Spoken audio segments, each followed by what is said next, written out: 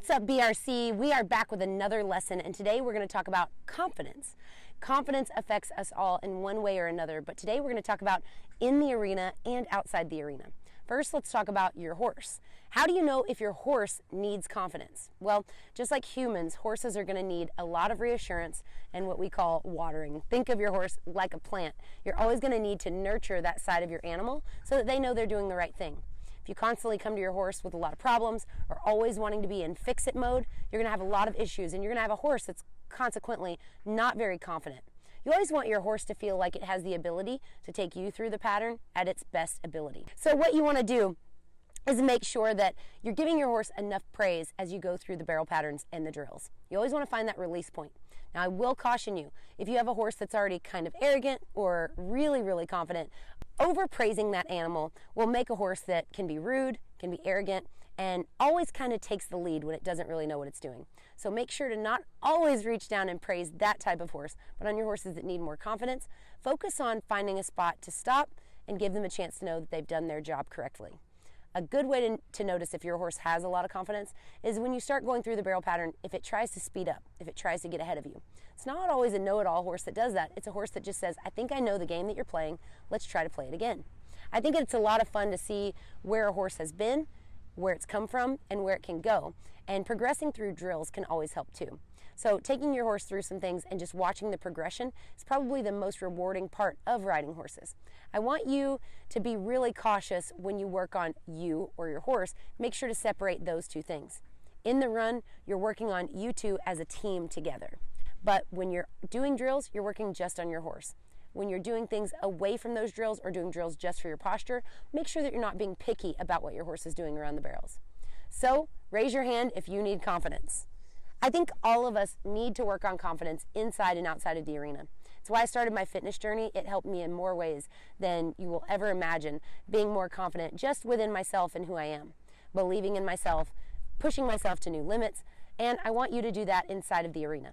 So a big part of confidence is knowing that you can accomplish something and finishing something that you start. I want you to write down a set of things that you think are your weaknesses. Are you nervous? Are you insecure? Are you worried about what people will say about you? Are you worried about taking a risk, taking a chance? If that's your weakness, write it down. Write a whole list of things down in your assignment today of what you think your weaknesses are. Then take a look at what your strengths are. If you're really good at recovering from failure, if you're really good at attacking new drills, if you're really good at taking some chances, make sure and write that down. We want to work less on the things that you already do really well, work more on the things that you need to do better. So as you start to make your weaknesses list, let's start to recognize some things that'll help you work on them. So if your weakness is not being able to take new risks, think of some books that you can read that'll help you get through that. So for me, an audio book for working on not being able to take risks is the 5-second rule. I want you to get the audio version of these, so while you're doing the conditioning of your horses for 30 minutes a day, you get 30 minutes of an audio book that's really pouring into who you are. While you're working on your horse, you can work on your mental mindset at the same time. If your problem is focus, I like to read a book called The One Thing, where it can really help you focus and utilize the things that you need to do at the same time. If you feel like you're a very timid person, you're trying to find the confidence to just voice yourself or stand out in a crowd or be that person that's a little bit more bold and brave, I recommend a book called Awaken the Giant Within. Make notes throughout these entire books as you go through your lunging schedule, so you're doing mental and physical at the same time. You can make some notes that'll help you work on these things all the way. On the way to the event, I always love to listen to audiobooks. Also, I put out a podcast for you guys every single day. You can listen to, you can download it on iTunes or on the Google Play Store and just search Fallon Taylor. Making sure to take time to write down all the things that you need to work on and then actually taking action toward those steps is what's going to help keep you progressing. And anything you can measure, you can progress. So think about and take notes about what you feel like today and what you want to feel like. I like making notes about what would that person that's already achieved that goal feel like, and what does their morning, afternoon, and nighttime routine look like?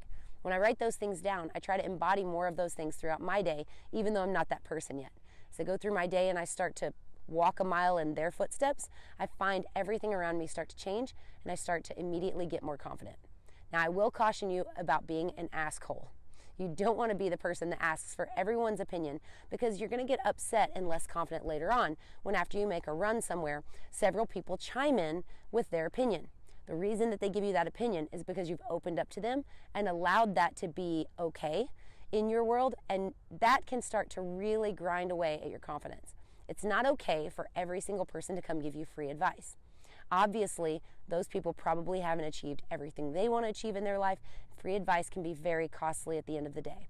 So don't let people chime in about what kind of bit, headgear, tie down, or body position you should have around a barrel. Let them work on them first. The best way to deter someone from talking to you right after a run or before a run and trying to get in your mental mindset, even if those people really, really like you and they think that they're doing you a favor, it can still mess with your mind. The best thing you can do is ask them about them. The thing that a person likes to talk about the very most is themselves. So ask them about their horse, about their week, about anything you want to know about to keep the questions off of you. It'll help be a quick deterrent for you so that you can focus and get away from that person and start to rebuild those boundaries so that people don't feel like they can do that anymore. I'm excited for this lesson because I feel like the mental mindset is better than any other aspect of this game that we can work on. There's going to be a lot more things that we need to do in the future lessons coming up for mental mindset, but this is a great place to start. So make sure to turn your homework assignment in on time, because I can't wait to catch you in the next lesson.